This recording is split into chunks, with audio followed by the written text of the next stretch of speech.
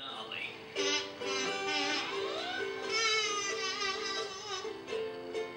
And speaking from experience, the sport of kayaking is pretty gnarly.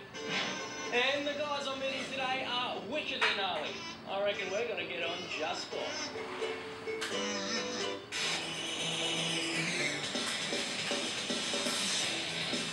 Now, Dan, I don't know much about surf kayaking. Can you bring me up to speed? Yeah, basically we take our boats out. They got fins, same as a surfboard, and we just try and surf the waves aggressively from A to B, just like a surfboard or wave ski. Looks pretty full on. Looks like you have a lot of fun out there. How did you get into it? I used to paddle rivers when I was a child, and moved to a coastal place and started surfing and forgot about the kayaking. And then just got fed up with sloppy waves, took a kayak out, had a blast, and progressed from there, really. Well, it sounds like you're a natural, because, correct me if I'm wrong, but is it true that you were once the British champ, the world champ, and the European champion? Yeah, I started when my son was born.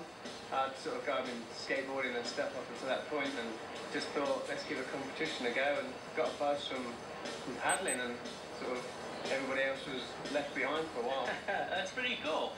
So, I mean, what is it like competing in all those big events? Good fun. There's a lot of friends there.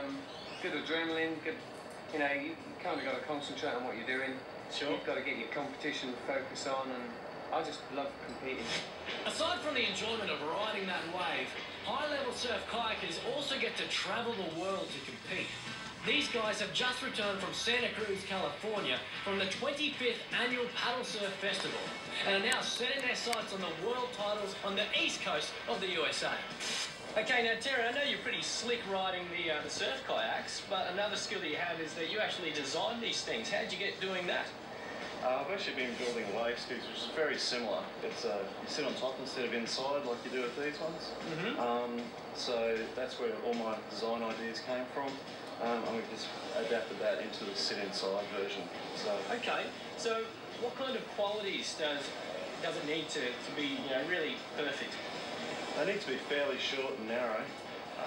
We want them to surf very similar to what you can do on a surfboard.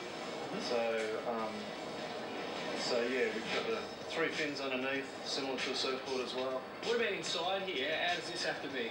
Nice and compact and tight fitting, or? You have to be really tight fitting so that you're very snug, so you don't move side to side, and that helps us to manoeuvre the boat as part of us rather than. Are they easy to balance? They are a bit difficult to balance. Right. They do take quite a bit to sit in, so... Sure. So that's one of the challenges when learning, I suppose? Oh, absolutely. And the better you get, the higher we actually lift the seat up as well, so that it lifts up our pivot point and we can surf it a lot better. And can you find you can do tricks with them fairly easily? Like a couple of spins or... We do stuff, or do manoeuvres like aerials and where we get above the wave. We can actually do those quite well because we're locked in. As you can see, we've got a seat belt that we tie ourselves in with as well.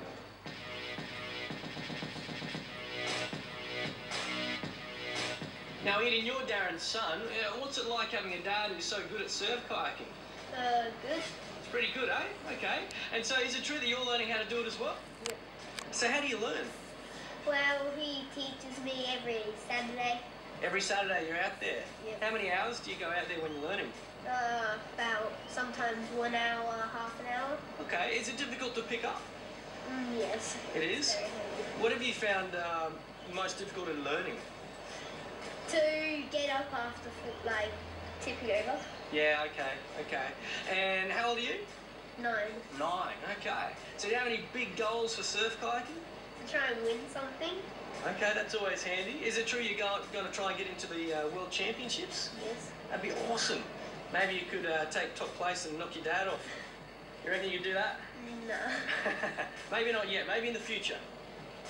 Well, in hindsight, maybe the title, wickedly gnarly, was a bit of an understatement. Did you see those guys? Whoa!